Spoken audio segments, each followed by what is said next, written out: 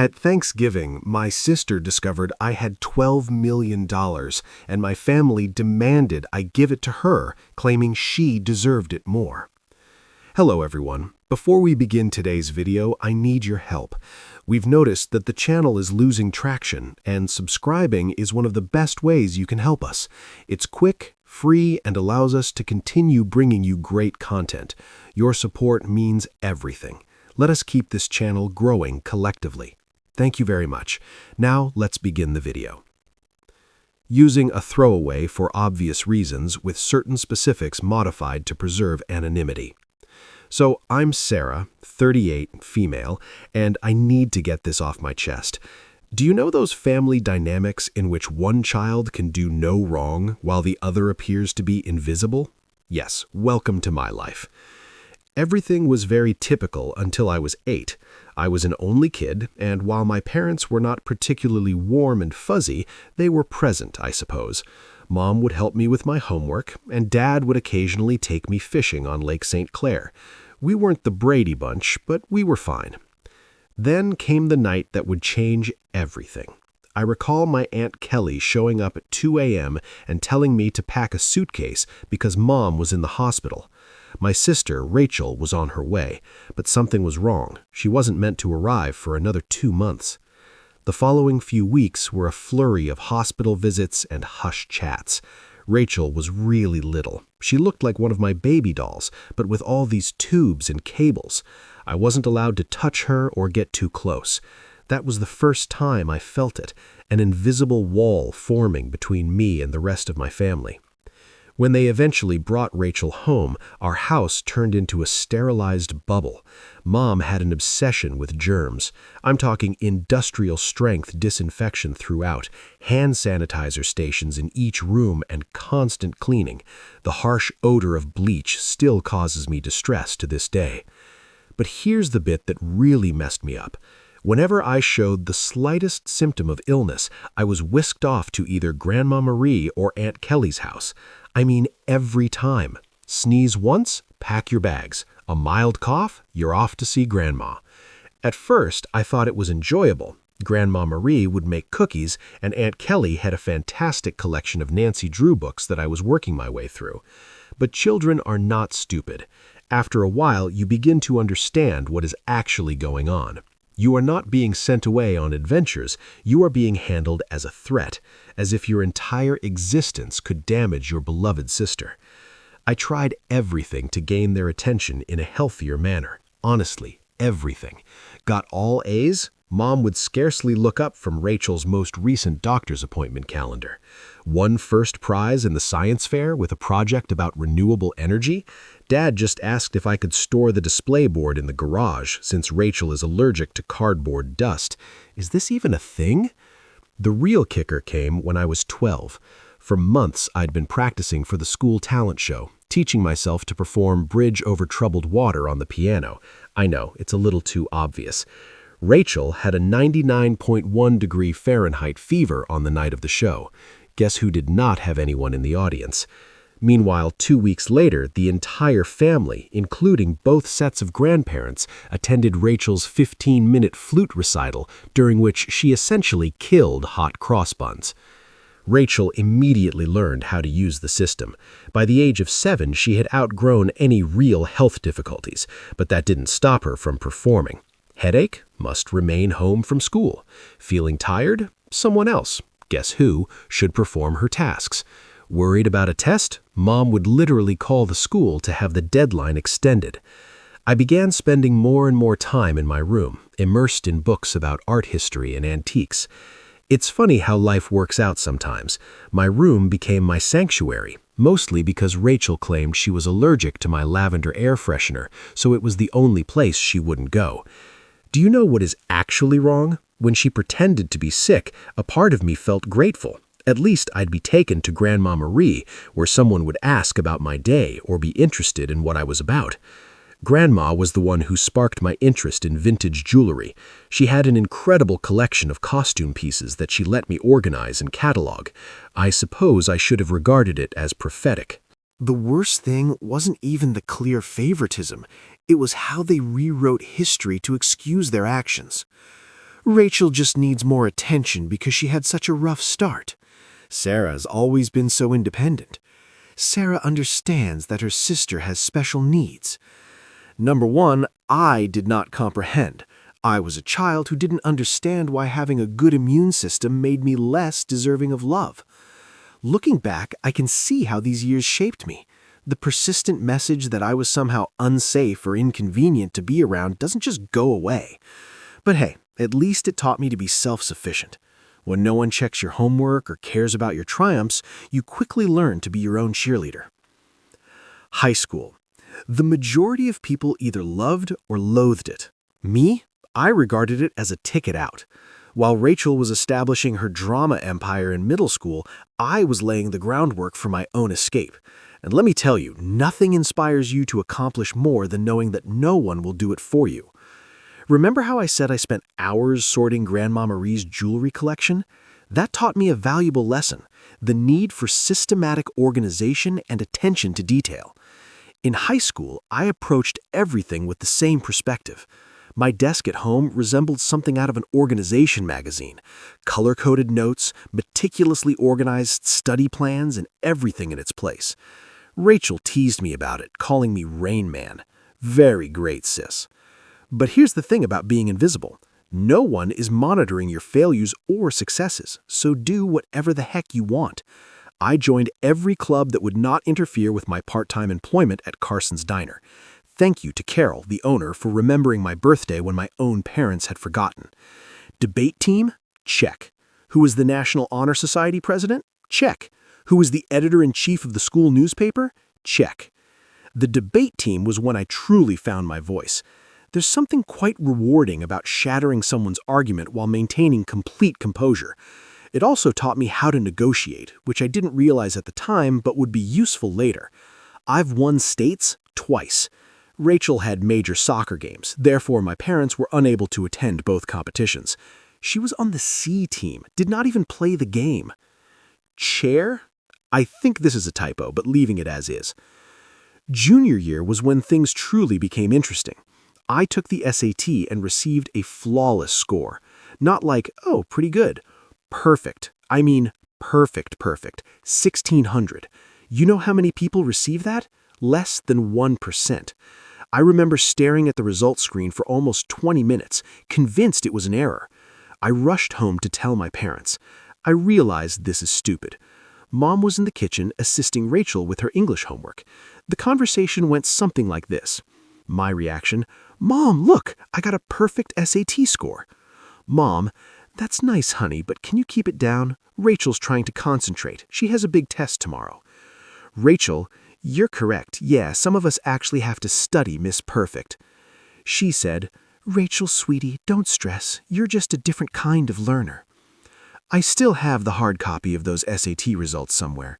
Never got pinned on the fridge. But Rachel's C+ in English?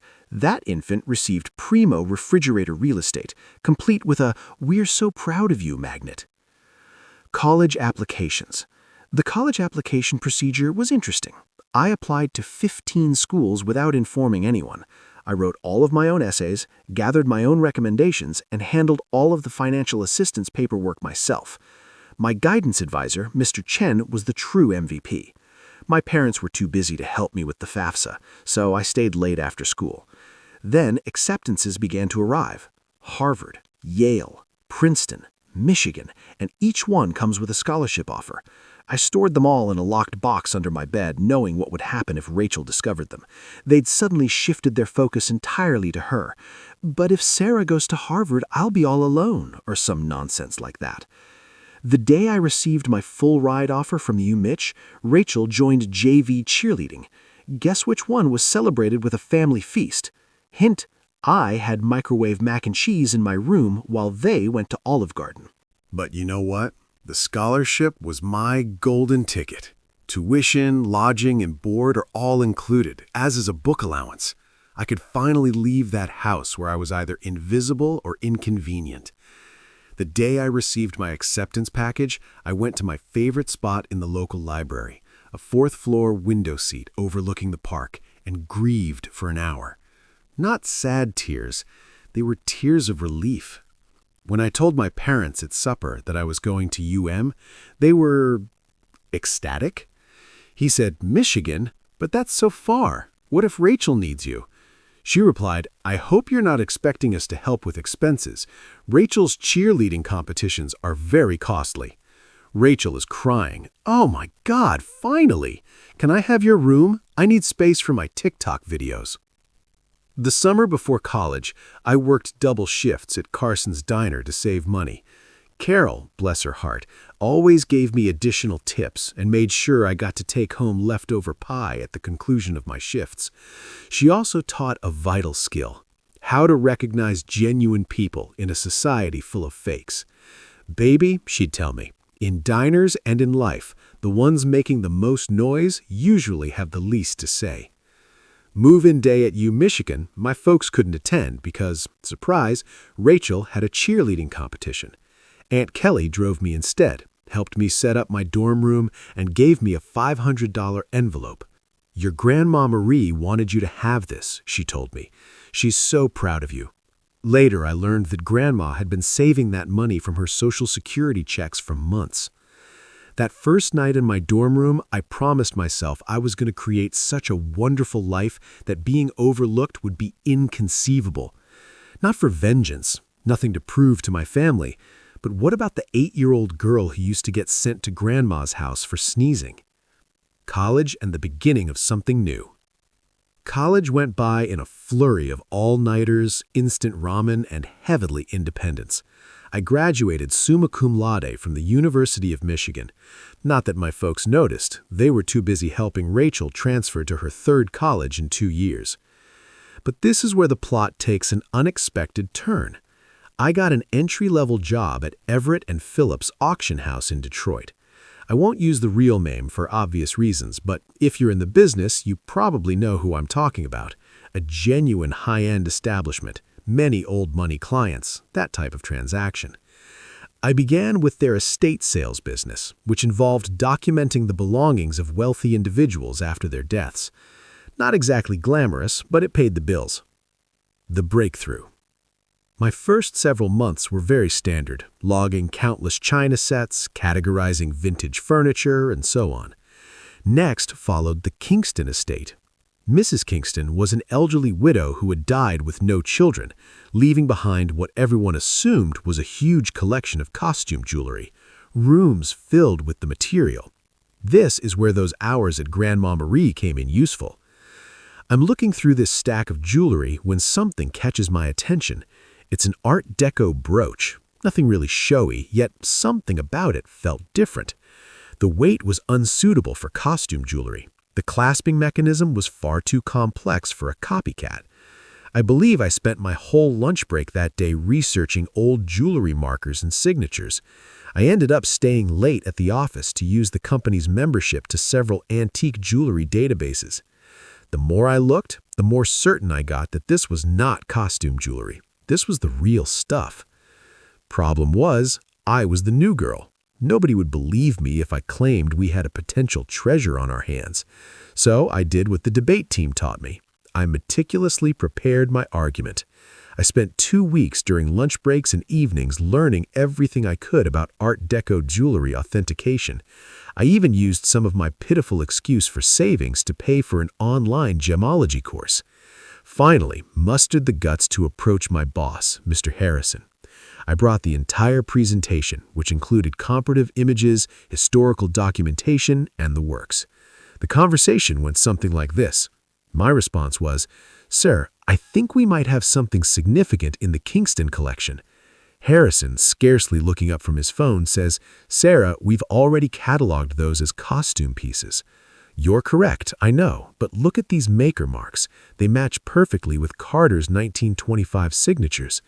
Harrison, finally paying attention, says, "Where did you learn all of this?" My reply was, I did some research." Long story short, the costume brooch sold for $47,000 at auction. It turns out that it was part of a limited collection created for some European set in the 1920s. But here's the real kicker. Harrison started to trust me after that. He began giving me other artifacts to authenticate. Suddenly, my pointless pastime of sorting antique jewels acquired real significance. I devoted myself to learning everything I could about vintage jewelry. I took every online course I could afford. I spent weekends at estate sales researching items, even began a small notebook to document various authentication procedures. My apartment looked like a jewelry scholar's fever dream, with walls covered with printouts of vintage hallmarks and certification guidelines. The auction house started getting results. I was discovering important items that others had overlooked, developing contacts with collectors and knowing the market. My commission checks became larger. For the first time in my life, I was not simply surviving, I was also saving money. Family, still remarkably uninterested. At Sunday dinners, which I still went to like a fool, the discourse went like this. Mom, Sarah's still at that antique shop, right? This is me. Auction house. And yes, actually, I just authenticated a rare Tiffany piece. Rachel interrupts. Oh my God, speaking of jewelry, you guys have to see this charm bracelet I bought at the mall. But I didn't care anymore. For once in my life, I had discovered something wholly mine, something I was actually excellent at, something unrelated to being Rachel's sister. Family disappointment and the Rothschild collection. Then came the Rothschild collection. This was about 2 years into my employment at the auction business. A massive estate, old money family. There's a lot of buzz in the industry. I was part of the team that cataloged their jewelry collection, and that's when I noticed it. A fairly commonplace Art Nouveau piece that everyone else had missed. I spent 3 days investigating it. I barely slept. It turned out to be a piece from a famous French jeweler's private collection, which was supposed to have been lost during World War II. When it sold at auction for $238,000, Harrison summoned me to his office. I believed I was being promoted. Instead, he said something that completely changed the situation. Sarah, you're wasting your talent here. You should be running your own authentication business. Initially, I shrugged it off. Me? Start a business? With what money? However, the notion took root. I began doing modest freelance authentication projects on the side. Word spread that I had a terrific site. Private collectors began contacting us directly. One night, I was sitting in my modest apartment, surrounded by jewelry manuals and authentication tools that I had gradually accumulated, when I had an epiphany. This is something I could actually do. I could create something on my own. So I did what any reasonable person would do. I took out a large debt against my car, I emptied my savings account, I rented a small office space in a less desirable area of town. People believed I was insane. Perhaps I was. I transformed a storage room above a Chinese restaurant that was about the size of a college dorm room. The rent was low because it always smelled like Kung Pao chicken, and the Wi-Fi only functioned if you sat in the corner by the window. But it was mine. The struggle. The first few months were interesting, and by interesting, I mean scary. I'd awaken at 4 a.m. with cold sweats, calculating how many months till my savings ran out. Loan payments felt like a rope around my neck. My office furnishings comprised of, I purchased a card table from Goodwill, a chair I literally found on the curb. Don't worry, it was thoroughly cleaned. However, in the world of high-end jewelry, reputation and contacts are everything, and my experience at the auction house provided me with both. I started small, by doing authentication work for local antique dealers. My fees were lower than the larger organizations, but my attention to detail was becoming known. Word spread. 6 months later, a watershed moment occurred. A dealer I had dealt with at the auction house inquired about a collection of Victorian-era brooches. The owner requested confirmation before selling. It turned out to be a massive collection with pieces from 3 generations of families. I worked on it for 2 weeks straight, rarely sleeping, documenting everything. I discovered 2 extremely rare pieces that had been misinterpreted as later replicas. The owner was so delighted with my detailed analysis that she not only paid my fee, but also offered me a 10% commission when the piece sold. What's that, a commission? $86,000, more money than I had earned in the preceding 2 years combined. Suddenly, my phone rang a lot. Private collectors have heard about my knack for finding missed pieces, estate lawyers seeking advice on inherited jewelry. Even my previous auction house began sending me authentication work. I'm quite sure Harrison was secretly helping spread the news. Thanks, boss. Scaling up. By year 2, I'd hired my first employee, Jenny, a fresh gemology graduate who reminded me much too much of myself at that age. She was extremely intelligent, yet she was neglected since she was quiet. She is now my head of authentication and is well worth her weight in gold. The firm expanded quicker than I could have predicted, moved to a proper office downtown, goodbye Kung Pao chicken odor, created a team of specialists. I've earned a reputation for finding misplaced items. You wouldn't believe how many important historical jewelry items get misinterpreted as costume jewelry in people's attics. Keeping it secret from my family. However, success came with its own set of obstacles. The bigger we became, the harder it became to keep it a secret from my family. They still thought I worked in an antique shop. Rachel would make these sarcastic remarks during family dinners. Rachel asks, "Sarah, I have some old jewelry I was going to donate to Goodwill. Maybe your little shop would want it?" Me, having just authenticated a $1.2 million Fabergé item that morning, "Sure, I'll look into it." Mom continues to introduce to everyone, "This is my other daughter. She works with old jewelry or something." Meanwhile, I was quoted in Forbes, luckily under my company name, and we had recently built our 3rd office. What's strange about it? Keeping the secret became almost enjoyable, like this private joke with myself. I'd sit at Sunday dinner in my Target discount outfit, really, Chanel, listening to Rachel speak about her entry-level marketing job, knowing I just closed a deal for more than her annual income. I even started playing tiny games with myself, such as wearing authentic Harry Winston pieces to family gatherings and seeing whether anyone noticed. They never did. Rachel once spent 20 minutes showing off her expensive $200 Michael Kors watch. I was wearing a vintage Patek Philippe that cost more than her automobile. Managing growth. However, the real challenge was managing growth. By year 5, we'd established offices in Detroit, Chicago, and New York. I spent more time in airplanes than in my own bed. We built a reputation for discretion. It turns out that many wealthy people want their jewels verified without the rest of the world knowing. The money was enormous. For example, we needed to hire a large team of financial advisors. Nonetheless, I maintained a relatively modest lifestyle. I bought a nice but not flashy house in a desirable neighborhood. I drove a high-end but not obvious car. The only place I truly splurged? My home office. Advanced authentication equipment, the most effective security system money can buy, a custom-built vault to make Fort Knox envious. What's the irony? They believed I was being frugal by aiding them. Mom would remark things like, "It's so sweet of Sarah to help out. She must be eating nothing but ramen to manage it." Meanwhile, I just validated a collection that earned me a commission greater than their mortgage. You know what's strange about success? The more you have, the more difficult it is to explain to others who have always perceived you as inferior. It's like explaining color to someone who has only seen black and white. They lack the necessary context. But by this stage, my company was doing really well. We had the Midwest's high-end jewelry authentication industry cornered, and our reputation was solid gold, pun intended.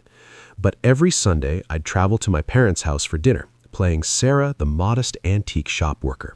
The cognitive dissonance was becoming ludicrous. I'd spend my mornings on conference calls with Dubai collectors, my afternoons authenticating million-dollar pieces, and my evenings at my parents' house in carefully chosen normal clothes, eating Mom's overcooked pot roast while Rachel dominated the conversation with stories about her latest marketing triumph, usually something like bringing her boss's coffee without spilling it. A defining moment. One Sunday is very memorable in my mind. I had just completed a huge transaction, authenticating a missing Cartier piece that had been resting in someone's safe deposit box for 40 years. Was it just the commission? 7 figures. I drove directly from the meeting to my parents' place, still euphoric from the successful authentication. She said, "Sarah, honey, is everything okay? Your clothes are looking a bit worn." "Oh, trying to save money," I said. wearing a $3,000 cashmere sweater that I had purposefully chosen for its subtle appearance. Rachel responded, "Well, if you'd gotten a real job instead of playing with old jewelry." Your dad, "Rachel, be nice. Not everyone can be as successful as you." I almost choked on my pot roast trying not to laugh. The anonymous transfers. Monthly payments to my parents began about this time. Aunt Kelly informed me that they were struggling to pay Rachel's educational loans and medical bills. Mom casually stated that they might have to sell the house. I couldn't let that happen. Despite everything, it was still the home I grew up in. So I initiated an anonymous monthly transfer of $5,000 to their account. When asked, I said I was giving $1,000 by living on rice and beans. They imagined the rest came from Aunt Kelly or another family. Rachel, of course, claimed responsibility for inspiring family members to help. Watching Rachel spend my money. The money was helpful, but it also had unexpected consequences. My parents began treating me with a strange combination of sorrow and patronizing pride, as if I were some kind of noble poverty case sacrificing everything to support the family. Meanwhile, Rachel's spending became more extravagant. She'd arrive for dinner with new expensive bags, claiming they were outlet finds. They weren't. I can recognize a genuine Gucci at 20 paces. She began taking extravagant vacations and bragging on Instagram about her fortunate life. I'm very convinced she used my support money for shopping sprees. However, I remained silent. The irony was simply wonderful. The MBA drama. Then came the college fund drama. Rachel revealed that she wants to return to school for her MBA, another private university, of course, only the best for the golden child. Mom contacted me in tears, explaining how they couldn't afford it. I say, maybe Rachel could look at state schools. They have good programs too. My mother, "Oh, honey, you don't understand. Your sister needs to maintain certain standards. But speaking of assisting, may I increase my monthly contribution for a few years?" I increased it to $7,000 per month. My accounts were unaffected, but witnessing them compliment Rachel for taking initiative with her education while presuming I was living on ramen to help out, that stung a little. The actual kicker. I was giving a guest seminar at the same business school Rachel wanted to attend. My family didn't know that the dean personally invited me to give a lecture on luxury goods authenticity and business growth. I had to come up with an excuse as to why I couldn't attend Sunday dinner that week. My own achievements started to feel like a distinct life, as if I were some kind of corporate superhero with a hidden identity. By day, I was running a multi-million-dollar authentication business. By night, well, on Sunday evenings, I was just Sarah, the disappointed daughter who worked at an antique shop. The breaking point. Thanksgiving. The weight of the untruth was becoming heavier. Rachel made rude remarks on my career on multiple occasions. Each time, Mom apologized to her friends for my modest lifestyle. Every time Dad suggested I get a real job. I believe I always knew it would end dramatically. I just didn't expect it to implode so spectacularly on Thanksgiving. It began 2 weeks before the holiday. Mom called weeping about her back discomfort. She had been diagnosed with a herniated disc, and the notion of cooking Thanksgiving dinner for 20 guests overwhelmed her. Now, I'd like to tell you that I offered to help purely out of goodwill, but really, I became tired of pretending her dried turkey was appetizing. My response, "Why don't I handle the food this year? I can have it catered." She replied, "Oh, honey, we can't afford a caterer." My response, "Don't worry about the cost. I've been saving up." Mom, concerned, "You're not taking out a loan, are you?" I coordinated everything with a high-end catering firm that I use for business gatherings. They do incredible work, the kind of food that makes you wonder why you ever bothered to prepare yourself. It cost more than my folks thought I earned in 2 months, but whatever. Thanksgiving morning dawned, and I was feeling quite good. I had my laptop with me because I needed to monitor a major online auction in Hong Kong. This magnificent Art Nouveau necklace was for sale, and I had a customer who was interested in authentication if they won the bid. The lunch arrived on schedule, and everything was properly prepared. Rachel, of course, had to respond. Rachel inquired, "Store-bought stuffing? Really, Sarah? Mom's is so much better." This is from the girl who once set off the smoke alarm while making toast. Mom was apologizing to everyone for not cooking herself, but you could tell they were enjoying the meal. Rachel shut up after tasting the maple-glazed Brussels sprouts, which, by the way, cost more per plate than her weekly grocery budget. I stepped away from supper and dessert to check my laptop. The auction was getting intriguing, and I needed to be prepared in case my client won. I set up in my old bedroom, which Mom had kept the same since high school. In the meantime, Rachel's room had undergone 3 renovations. That's when everything went wrong. I had left my authentication program running with many tabs open that displayed various accounts and current agreements. Rachel came in without knocking, some things never change, to borrow my phone charger. She saw my laptop screen and realized this was her chance to finally expose how pathetic her older sister was. Rachel, smirking, "Let's show everyone what kind of important work Sarah's really been up to." Before I could stop her, she took my laptop and walked into the dining room. The big reveal. Picture this: 20 people, including aunts, uncles, cousins, and my parents, filled with gourmet turkey and half drunk on pricey wine which they mistook for Trader Joe's. Rachel's reaction: "Time to see what kind of important work Sarah's really doing on Thanksgiving." She flipped the laptop around triumphantly, apparently intending to disgrace me with whatever minor antique transactions she assumed I was working on.